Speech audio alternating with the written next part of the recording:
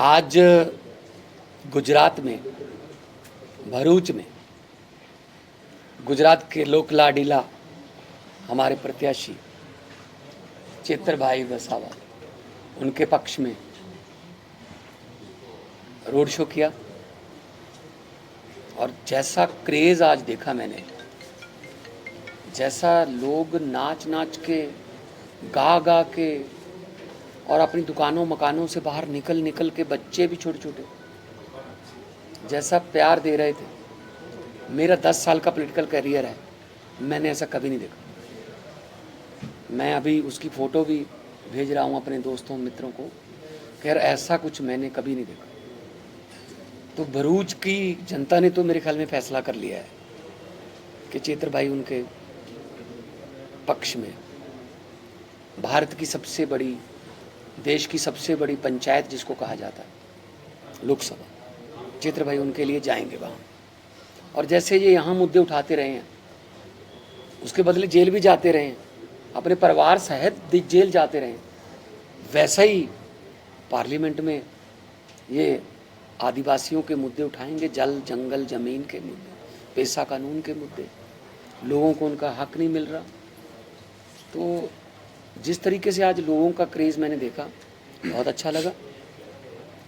यशुदान भाई, बापूजी, हमारे ऐसे लोग हैं हमारे पास जो गुजरात में लड़ना आसान नहीं है। वैसे तो देश में विपक्ष को ख़त्म करने पे तुले हुए हैं, लेकिन गुजरात में लड़ना आसान नहीं है। लेकिन गुजरात में ऐसे लोगों का निकलना, बाहर निकल के सामना करना, मैदान में आना, बहुत बड़ी बात है। तो अरविंद केजरीवाल जी को उन्होंने बिल्कुल ऐसे टाइम पे जेल भेजा कि आम आदमी पार्टी प्रचार ना कर सके, लेकिन दरिया अपना रास्ता खुद बनाते हैं, दरिया रुकते नहीं हैं। अरविंद केजरीवाल एक सोच का नाम है। केजरीवाल को तो कैद कर लोगे, सोच को कैसे कैद करोगे? ये तो सोचते थे शायद चेतर भी बाहर ना आए। इनके विरोधी जो हैं मनसुख जी, वो शायद अकेले लड़ेंगे। ऐसा होता नहीं है, भगवान भी तो होता है, ऊपर भी तो कोई होता है ना। धरती पे नहीं सब सबका चलता, कुछ ऊपर से भी चलता है। तो भगवान हमारे साथ है और लोगों में ही भगवान बसता है। अगर लोग साथ हैं तो आज मुझे बहुत अच्छा लगा और दोबारा फिर आऊँगा सर। 7 मई से पहले मैं एक बार फिर आऊँगा सर। नरेंद्र मोदी बोल रहे हैं कि अब की बार 400 के पार, तो उनकी कितनी सीटें आ सकती? देखिए ये पता क्या है, ये जुमले हैं। अब की बार ये दिल्ली में क्यों नहीं कहा था फिर उन्होंने 2020 में कि अब की बार इतनी पार? क्योंकि उनको पता था कि दिल्ली में अब की बार सिर्फ यमुना पार, यमुना पार से 7 सीटें आई हैं, 63 तो हमारे पास है। तो इनकी आर पार ये इनका थोड़ी चलता है, जनता करेगी। 140 करोड़ लोगों ने फैसला करना है, इनके कहने से थोड़ी फैसला हो जाएगा।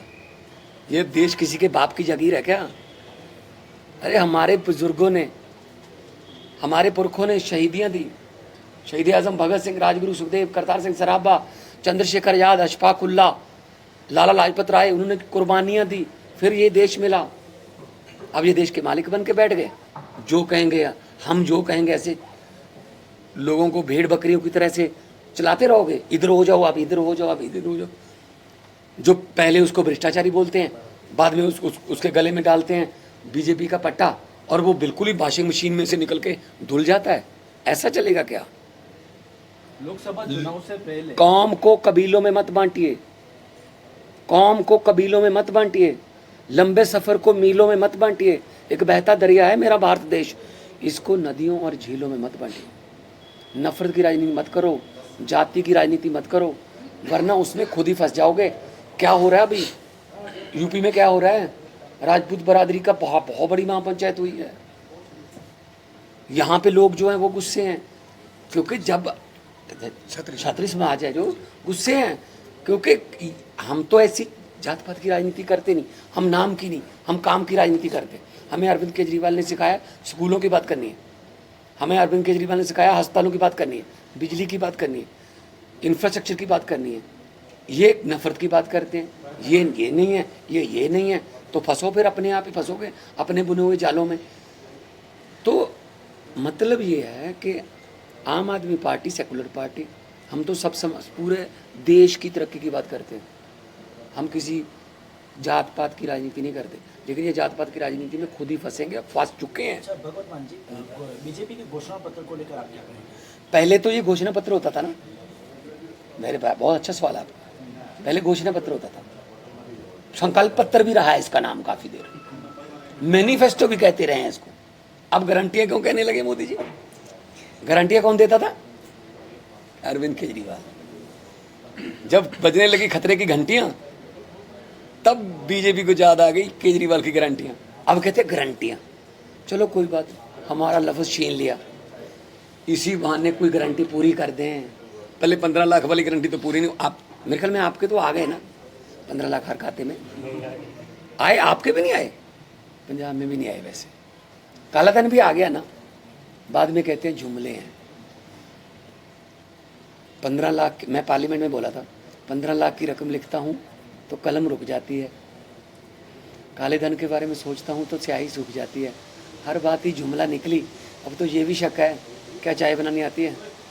भगवत मान जी, लोकसभा चुनाव से पहले आम आदमी पार्टियों के नेता, बड़े नेताओं को गिरफ्तारी क्या सोची समझी साजिश है या तानाशाही है? तानाशाही है, साजिश है, दोनों है।